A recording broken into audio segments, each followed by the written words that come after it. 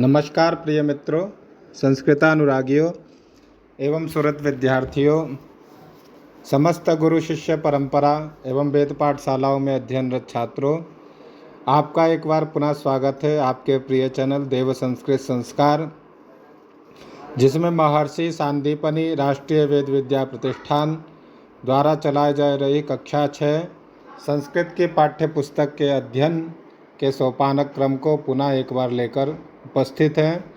हम लोगों ने पूर्व में वेदानाम परिचय पाठ से 10वें पाठ का विस्तार किया था। हम लोगों ने वैदिक वाङ्मय की संरक्षण की विधि, वेद की रक्षा की विधि किस प्रकार हो, उसका हम लोगों ने पूर्व पाठ में अध्ययन किया। आइए हम लोग वेद के अंतर्गत स्वाध्यायान मा प्रमदः से 11वें पाठ का विस्तार करते हैं। आप लोग सभी जानते होंगे कि स्वाध्याय का हमारे जीवन में महत्वपूर्ण स्थान है। रिवीजन वह शस्त्र है जो हमें किसी भी चीज़ में पुष्ट बनाता है। बिना स्वाध्याय के कोई भी चीज़ हमारी पुष्ट नहीं होती है। स्वाध्याय का हमारे जीवन में महत्वपूर्ण स्थान है। आप लोग गुरु शिष्य परंपरा एवं वेद पाठशाला में अध्ययनरत छात्र इस बात से विदित होंगे कि स्वाध्याय ही है जिससे हम लोग वर्तमान समय में वेद का अध्ययन अध्यापन पूर्व के अनुसार ही कर पा रहे हैं। पूर्व में जो शैली आचार्य द्वारा उच्चारित की जाती रही है, वही शैली आज भी हमें श्रुति परंपरा के रूप में स्वाध्याय के माध्यम से ही हमें प्राप्त है। इससे बड़ा प्रमाण स्वाध्याय की दृष्टि से नहीं हो सकता। आइए हम लोग स्वाध्याय में प्रमाद नहीं करना चाहिए ऐसे पाठ बिंदु का विस्तार करते हैं। तो सर्वेषां मानवानां जीवने महत्वपूर्णेषु कार्येषु स्वाध्यायस्य अध्ययनस्य ज्ञानस्य वा उत्कृष्टं स्थानं वर्तते। सर्वेषां मानवानां जीवने अर्थात सभी मानवों, सभी लोगों के जीवन में महत्वपूर्ण कार्यों में कौन कौन से कार्य महत्वपूर्ण स्थान रखते हैं? तो स्वाध्याय, अध्ययन और ज्ञान महत्वपूर्ण स्थान रखते हैं। आइए हम लोग आगे देखते हैं। ज्ञानेन हीनाः पशुभिः समानाः। ज्ञानेन हीनाः पशुभिः समानाः। आप लोग सभी लोग जानते होंगे कि ज्ञान ही एक ऐसी राशि है जो पशु से लोगों को अलग करती है। बाकी सभी चीज़ें सामान्य रूप से पशु एवं मानवों में पाई जाती हैं। ज्ञान ही एक ऐसा है जो पशु और मानव दोनों को, प्रजातियों को अलग अलग करता है। तो ज्ञानेन हीनाः पशुभिः समानाः। यदि आप ज्ञान से हीन हैं तो पशु के समान हैं। यह लोकोक्ति चरितार्थ है। इति आभणकम सर्वत्र प्रसिद्धम विद्यते। यह उक्ति जो है सर्वत्र प्रसिद्ध है। यथा ही, देखिए आगे एक और उदाहरण देखते हैं। बहुत सुंदर उदाहरण दिए गए हैं। यथा ही जठरे बुभुक्षां शमयितुम् अन्नम अपेक्षते, तथा ज्ञानस्य बुभुक्षां शमयितुं स्वाध्यायस्य नितराम आवश्यकता भवति। देखिए, यथा ही जैसे ज्ञान से हीन मनुष्य पशु के समान होता है, यह सर्वत्र विदित है। यथा ही उसी प्रकार जठरे बुभुक्षां शमयितुम्, ये जठरे अर्थात पेट में जो अग्नि होती है उसे जठराग्नि बोलते हैं। उदर में बुभुक्षा, यदि भूख लगी है तो उसका शमन कैसे किया जाता है? अन्न से अपेक्षित किया जाता है। अन्न मिलने पर जठर की बुभुक्षा समाप्त हो जाती है। उसी प्रकार ज्ञानस्य बुभुक्षां शमयितुं स्वाध्यायस्य नितराम आवश्यकता भवति। यदि ज्ञान ज्ञानस्य बुभुक्षां, यदि ज्ञान की अपेक्षा से पिपासु व्यक्ति यदि स्वाध्याय में नितराम लगा रहता है तो उसे ज्ञान की प्राप्ति होती है। जैसे भूख लगने पर अन्न से बुभुक्षा समाप्त होती है, उसी प्रकार ज्ञान की बुभुक्षा होने पर स्वाध्याय में नितराम लगे रहना क्या है, की आवश्यकता होती है। यथा ही सुष्ठु आहारस्य अभावात् देहा पुष्टिं न भजते, यथा ही सुष्ठु आहारस्य अभावात् देहा पुष्टिं न भजते।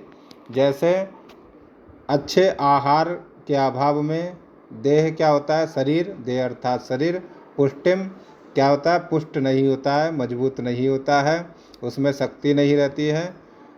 ह्रासम गच्छति, कमज़ोर होता है। कब कमज़ोर होगा? यदि आपका आहार पुष्ट नहीं होगा तो हमारा शरीर क्या होगा, कमज़ोर होगा। उसी प्रकार स्वाध्यायस्य अभावात् ज्ञानम ह्रासम गच्छति। और स्वाध्याय का यदि आप अभ्यास नहीं करेंगे, स्वाध्याय नहीं करेंगे तो ज्ञान क्या होगा, ज्ञान का ह्रास होगा, ज्ञान धीरे धीरे कमज़ोर होगा। ज्ञानस्य बुद्धौ स्थिरता अपि न भवति, और ज्ञान का बुद्धि में स्थिरता भी नहीं होगी। इसीलिए स्वाध्याय अत्यंत आवश्यक है ज्ञान की बुभुक्षा के शमन के लिए। ज्ञानस्य बुभुक्षां शमयितुं स्वाध्यायस्य नितराम आवश्यकता भवति। और ज्ञानस्य बुद्धौ स्थिरता अपि न भवति, यदि आप स्वाध्याय नहीं करेंगे तो ज्ञान का बुद्धि में स्थिरता भी अपि अर्थात भी नहीं होती है। आगे देखते हैं। अतः स्वाध्यायः आवश्यमेव कर्तव्यः। अतः अर्थात स्वाध्याय क्या करना चाहिए, अवश्य ही करना चाहिए, अवश्य ही करना चाहिए। स्वाध्यायो नाम वाङ्मयं तप उच्यते। श्रीमद्भगवद्गीतायां भगवान श्री कृष्णः स्वाध्यायं तपस्त्वेन प्रत्यपादयत्। वाङ्मयं तप उच्यते। किं वाङ्मयं तप उच्यते? तो स्वाध्यायो नाम वाङ्मयं तप उच्यते। ऐसा गीता में श्री कृष्ण भगवान ने कहा है। स्वाध्याय को तप के नाम से प्रतिपादन किया है। आइए हम लोग आगे देखते हैं स्वाध्याय की और क्या विशेषताएं हैं। तो भगवान श्री कृष्ण स्वाध्यायं तपस्त्वेन प्रत्यपादयत। देख रहे हैं आप लोग कि ऋषि द्वारा अपने शिष्य को स्वाध्याय कराया जा रहा है। पाठ देने के बाद स्वाध्याय कराया जा रहा है, एक चित्र के माध्यम से परिलक्षित किया जा रहा है। ये आचार्य प्रवर हैं और ये शिष्य श्रेणियां हैं, इनको स्वाध्याय कराया जा रहा है जिससे इनकी बुद्धि में ज्ञान स्थिर रूप से विराजमान हो। आइए हम लोग आगे देखते हैं।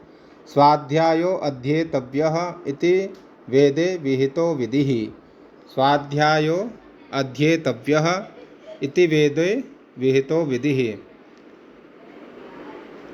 अत्र स्वाध्यायो क्या है?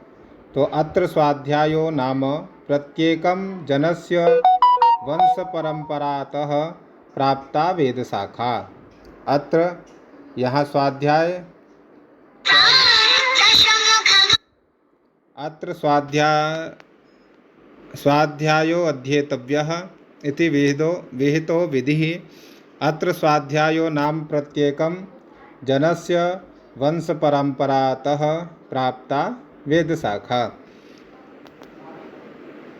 यहाँ जो स्वाध्यायो अध्येतव्यः वेद की जो विहित विधि है उसमें स्वाध्याय नाम क्या है? तो स्वाध्याय का नाम है प्रत्येकम, प्रति जनस्य, सभी लोगों का वंश परंपरा के अनुसार जो प्राप्त वेद शाखा है, तस्याः वेद शाखायाः अवश्य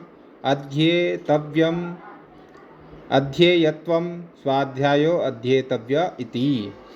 तस्याः जो उसके वंश परंपरा के अनुसार वेद शाखा है, उस वेद शाखा का अवश्य ही अध्ययन करना चाहिए। यह वेद में विहित विधि है जिसको स्वाध्यायो अध्येतव्यः इस नाम से जाना जाता है। आगे देखते हैं, वेदेन विधीयते स्वाध्यायः यथा विधि, स्वाध्यायः यथा विधि ऋगाद्यभ्यासः यज्ञः येषां ते स्वाध्याय यज्ञाः। स्वाध्यायः यथा विधि ऋगादि अभ्यास, ऋगादि मतलब मंत्र परंपरा का अध्ययन, अभ्यास जो यज्ञ है वह क्या है, वह स्वाध्याय यज्ञ है।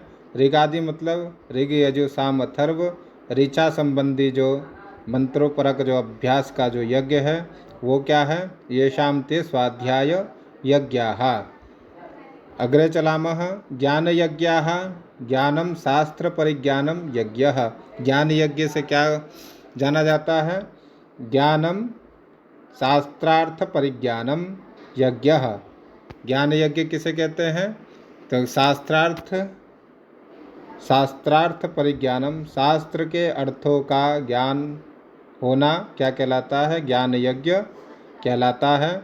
और ऋगाद्याभ्यास यज्ञ क्या कहलाता है, तो स्वाध्याय यज्ञ कहलाता है। देखिए, स्वाध्याय यज्ञ क्या कहलाता है और ज्ञान यज्ञ क्या कहलाता है, दोनों के बारे में बताते हैं। तो ज्ञान यज्ञ क्या है, तो शास्त्रार्थ परिज्ञानम यज्ञः ज्ञान यज्ञाः, और ऋगाद्याभ्यासः यज्ञः क्या है, स्वाध्याय यज्ञाः। येषां ते ज्ञान यज्ञाश्च इति श्रीमत् शंकर भगवत्पादाः गीताभासे भाष्ये निर्णयिषु। गीता के भाष्य में भगवान शंकराचार्य भगवत्पाद ने जो है निर्णय किया है, एवं च प्रत्येकं जनस्य वंश परंपरातः प्राप्तायाः वेद शाखायाः। एवं च इसी प्रकार प्रत्येक जन को वंश परंपरा से प्राप्त वेद शाखा का गुरुमुखोच्चारणान, आइए आगे देखते हैं, गुरुमुखोच्चारणान उच्चारण पूर्वकम अध्ययनम विधेयम। प्रत्येक जन को वंश परंपरा के अनुसार प्राप्त वेद शाखा का गुरुमुख उच्चारण से उच्चारण पूर्वकम अध्ययनम विधेयम, अध्ययन की विधि को पूर्व में निर्धारित किया गया है। इति तात्पर्यार्थः अस्ति। स्वाध्याय वेद शाखा का तात्पर्य क्या है, तो वंश परंपरा के अनुसार प्राप्त वेद शाखा का गुरुमुख उच्चारण का उच्चारण पूर्वकम अध्ययनम विधेयम, उच्चारण पूर्वक अध्ययन करना ही स्वाध्यायध्येतव्यः का अर्थ है। नित्यम स्वाध्यायन एव सस्वरो वेदः सिद्धिम गच्छति। देखिए, सस्वर वेद का अध्ययन कैसे होगा, सिद्धि कैसे होगी, तो नित्यम स्वाध्यायेन एव सस्वरो वेदः सिद्धिम गच्छति। नित्य आप क्या स्वाध्याय से ही सस्वर वेद की सिद्धि कर सकते हैं। जिह्वाग्रे च तिष्ठतीति, जिह्वा के अग्रभाग में वो क्या होगी, तिष्ठित, मतलब तिष्ठित होगी, स्थापित होगी। याज्ञवल्क्यस्य महर्षे है वाक्यम, ऐसा याज्ञवल्क्य महर्षि का क्या है, वाक्य है। क्या वाक्य है, तो नित्य स्वाध्याय से ही सस्वर वेद की सिद्धि होती है और जिह्वाग्र में मंत्र बैठते हैं, ऐसा याज्ञवल्क्य महर्षि वाक्य में बताते हैं। तदुक्तम, देखिए आगे देखते हैं कैसे सिद्धि होती है। तो गुणिता शतशो विद्या सहस्रावर्तिता पुनः, एक बार श्लोक का वाचन करेंगे तब इसके सामान्य अर्थ को देखेंगे। गुणिता शतशो विद्या सहस्रावर्तिता पुनः आगच्छत्येव जिह्वाग्रम स्थलान्निम्नम इव दकम आगच्छत्येव जिह्वाग्रम स्थलान्निम्नमिवोदकम्। एक बार पुनः बोलिए। गुणिता शतशो विद्या सहस्रावर्तिता पुनः आगच्छत्येव जिह्वाग्रम स्थलान्निम्नमिवोदकम्। गुणिता शतशो विद्या सहस्रावर्तिता पुनः आगच्छत्येव जिह्वाग्रम स्थलान्निम्न विबोधकम। पूर्व में जो चीज़ बताई गई है कि बार बार स्वाध्याय अर्थात गुणिता शतशो विद्या, 100 बार जो है विद्या का अभ्यास, सहस्रावर्तिता पुनः 1000 बार पुनः आवृत्ति क्रम अर्थात स्वाध्याय करने में, आगच्छत्येव विद्या क्या है, आती ही है। और वह कैसे आती है, तो जिह्वाग्रम, जिह्वा के अग्रभाग में स्थापित हो जाती है। और स्थलान निम्न विबोधिकम, और वह उस स्थान पे तिष्ठित हो जाती है। आप कभी भी जब मंत्र का वाचन करेंगे 1000 बार स्वाध्याय करने के बाद, तो वह मंत्र आपके जिह्वाग्र में स्थापित हो जाएगा। यह स्वाध्याय करने से प्रबल रूप में जो है वेद मंत्र की सिद्धि आपको हो जाएगी। और जिह्वाग्र में मंत्र तिष्ठित हो जाएगा, ऐसा याज्ञवल्क्य महर्षि ने अपने श्लोक के माध्यम से बताया। स्वाध्यायाभ्यसनं चैव वाङ्मयं तप उच्यते इति श्लोकेन स्वाध्यायस्य वाङ्मय तपस्त्वेन गीतायां वर्णनं वर्तते। स्वाध्यायम तप उच्यते पूर्व में बताया गया, वही श्लोक अर्धवरी दी गई है। स्वाध्यायाभ्यसनं चैव वाङ्मयं तपोच्यते अनुद्वेगकरं वाक्यं सत्यं प्रियं हितं च यत् स्वाध्यायाभ्यसनं चैव वाङ्मयं तपोच्यते। इस प्रकार श्लोक से गीता में बताया गया है कि स्वाध्याय से वाङ्मय अर्थात वेद के मंत्र के ऋचा या किसी भी प्रकार के ज्ञान को स्थिर करने के लिए स्वाध्याय का तप जो है बहुत आवश्यक है, ऐसा गीता में कहा गया है। स्वाध्यायात योगोपासना कर्तव्या इति, स्वाध्याय से योग की उपासना भी करनी चाहिए। योग सिद्ध्या स्वाध्याय साफल्यम लभेत इति, योग सिद्धि से स्वाध्याय में सफलता मिलती है, ऐसा बताया जा रहा है। स्वाध्यायेन योग संपत्त्या च परमात्मनः साक्षात्कारो भवति इति शास्त्रे उक्तम अस्ति। क्या कह रहे हैं, तो स्वाध्यायेन योग संपत्त्या च परमात्मनः, स्वाध्याय से और योग सिद्धि से आप क्या कर सकते हैं, परमात्मा का साक्षात्कार होता है, ऐसा शास्त्र में लिखा गया है। आगे देखते हैं। तथा ही किमुक्तम, तो स्वाध्यायात योगमासीत, स्वाध्यायात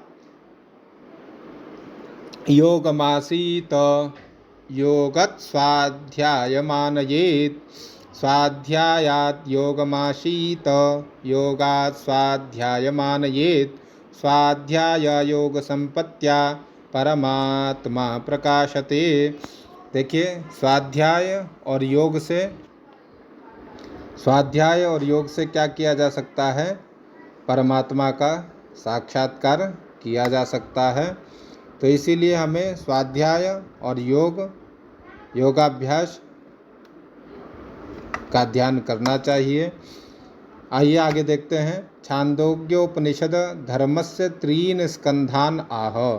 छांदोग्य उपनिषद जो सामवेद का उपनिषद है, अहम ब्रह्मास्मि वाक्य से जो है युक्त है।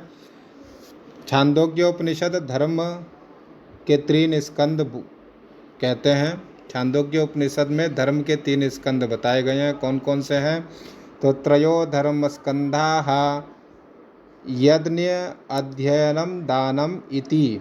क्या क्या है, तो यज्ञ 1, अध्ययन 2 और दान 3। कि धर्म के कितने स्कंद बताए गए हैं, तो यज्ञ दूसरा अध्ययन और तीसरा दान। धर्म के 3 स्कंद बताए गए हैं। कौन कौन से हैं? तो यज्ञ, दान और अध्ययन। आधुनिक दृष्टया स्वाध्याय सद्गुणानां विकासस्य साधनं भवति। आधुनिक दृष्टि के अनुसार स्वाध्याय का सद्गुणानां विकासस्य साधनं भवति। आधुनिक दृष्टिया मतलब पुरातन यदि छोड़ दिया जाए, प्राचीन परंपरा को यदि छोड़ दिया जाए, तो भी वर्तमान समय में स्वाध्याय क्या है? सद्गुणानाम, अच्छे गुणों के विकास के लिए साधन, सबसे उचित साधन क्या होता है? तो स्वाध्याय ही होता है। मानवानां बुद्धेः कौशलानां च विकासाय ज्ञानप्रदानां कौशलप्रदानां नीतिबोधकानां च ग्रंथानां सम्यक अध्ययनेन दुर्गुणानां नाशः सद्गुणानां च विकासो भवति। अब देखिए, आधुनिक दृष्टिया स्वाध्याय में सद्गुणों के विकास का महत्वपूर्ण साधन है। तो सद्गुण का विकास कैसे स्वाध्याय के माध्यम से होता है? तो आइए हम लोग देखते हैं। मानवान स्वाध्याय से क्या होता है? मानवानाम बुद्धे है, मानव की बुद्धि में किसका किसका विकास होता है? तो कौशल का विकास होता है। ज्ञान प्रदानाम कौशलानाम च विकासाय ज्ञान प्रदानाम, कौशलों का विकास होता है। आप लोग 4 कौशल जानते होंगे जो आधुनिक शिक्षा प्रणाली में बहुत महत्वपूर्ण हैं। सुनना, क्या क्या है? देखिए, सुनना, बोलना, पढ़ना और लिखना, ये 4 कौशल आधुनिक दृष्टिया आधुनिक शिक्षा प्रणाली में बहुत महत्वपूर्ण हैं, जो ज़्यादातर मनोवैज्ञानिक शिक्षा में जो है बहुत ज़्यादा प्रयोग किए जाते हैं। कौशलानाम च विकासाय ज्ञान प्रदानाम, कौशल प्रदानाम, स्वाध्याय किन किन चीज़ों में हमें लाभ करता है? तो कौशलों के विकास के लिए, ज्ञान देने के लिए, जब हम हमारा स्वाध्याय जितना पुष्ट होगा हम उतना ही कौशल दूसरों को प्रदान, कौशल को विकास कर पाएंगे और ज्ञान दूसरों को दे पाएंगे। कौशल प्रदानाम, कौशलों का प्रदान कर पाएंगे, कौशलों दूसरे के कौशलों को संपुष्ट कर पाएंगे। नीति बोधका नाम, नीति वाक्यों से क्या है? दूसरों को समझा पाएंगे। च ग्रंथानाम सम्यक अध्ययन, और ग्रंथ के सम्यक अध्ययन से दुर्गुणों का नाश करके सद्गुणों का विकास होता है। कैसे होता है? तो स्वाध्याय से ये सारी चीज़ें विकसित होती हैं। इसीलिए आधुनिक दृष्टिया स्वाध्याय सद्गुणानाम विकासस्य साधनम भवति। विकास का सबसे महत्वपूर्ण साधन कौन होता है? स्वाध्याय होता है। किस लिए होता है? तो कौशलानाम च विकासाय, कौशल प्रदानाम नीतिबोधकानाम च ग्रंथानाम सम्यक अध्ययन दुर्गुणानाम नाशः, दुर्गुणों के नाश के लिए और सद्गुण के विकास के लिए स्वाध्याय आधुनिक दृष्टि में बहुत महत्वपूर्ण होता है। स्वाध्याये नैव वेद शाखानां दुर्लभानां शास्त्राणां च संरक्षणं सहस्रशः वर्षाणि कृतम अस्ति। देखिए, हमने पूर्व में ही कहा कि स्वाध्याय का सबसे उचित उदाहरण गुरु शिष्य परंपरा एवं वेद पाठशालाओं में पढ़ने वाले छात्रों के समक्ष इससे बड़ा उदाहरण कोई भी नहीं हो सकता। स्वाध्याये नैव वेद शाखानां दुर्लभानां शास्त्राणां च संरक्षणं सहस्रशः वर्षाणि कृतम अस्ति। स्वाध्याय से ही वेद शाखाओं का जो दुर्लभ हैं, जो अप्राप्त स्रोतों से भी हमें वर्तमान समय में प्राप्त है, ऐसा 1000 वर्षों से स्वाध्याय के बल पर क्या है? कृतम अस्ति, हमारे सामने उपस्थित है। करिष्यते च, बिना स्वाध्याय के हम वेद शाखा और दुर्लभ शास्त्रों का संरक्षण जो 1000 वर्षों से हुआ है उसे नहीं कर सकते थे। भगवती श्रुतिरपि कथयति स्वाध्यायो अध्येतव्यः, स्वाध्यायो अध्येतव्यः। भगवती श्रुतिरपि कथयति यस्मिन् दिने ब्राह्मणः स्वाध्यायं नाचरति, जिस दिन में ब्राह्मण स्वाध्याय का आचरण नहीं करता है अर्थात स्वाध्याय नहीं करता है, तस्मिन् क्षणे उसी क्षण वह ब्राह्मण्यात् ह्रियते, ब्राह्मणात् ह्रियते मतलब ब्राह्मण का ह्रास हो जाता है अर्थात उसके शास्त्र पुष्टि में कमी आती है। इति स्वाध्याय महत्वम प्रतिपादितम अस्ति। अब समझ लीजिए कि जिस दिन आपने अपने स्वाध्याय अध्ययन के स्वाध्याय का यदि नहीं किया तो उसी क्षण आपके जो ज्ञान का स्तर है वह उसका ह्रास होता है। इसी विषय के माध्यम से क्या है, स्वाध्याय का महत्व बताया गया है। अर्थात हमें किसी भी कार्य को पुष्ट करने के लिए और किसी भी कार्य में हमें दक्ष होने के लिए स्वाध्याय की जो प्रणाली है उसमें प्रमाद नहीं करना चाहिए। हमें किसी भी कार्य में दक्ष होने के लिए बार बार सफल और असफलता का विचार ना करते हुए हमें अपने कर्म से स्वाध्याय करते रहना चाहिए जो हमें उस कार्य में दक्ष बनाता है। इस प्रकार स्वाध्यायान मा प्रमदः पाठ से हम लोगों ने विस्तार किया। आप लोग भी स्वाध्याय के माध्यम से किसी भी क्षेत्र में अपने कार्य में दक्ष हों। इस प्रकार पाठ का विस्तार हुआ। फिर अगले पाठ में हम लोग मिलते हैं। नमस्कार।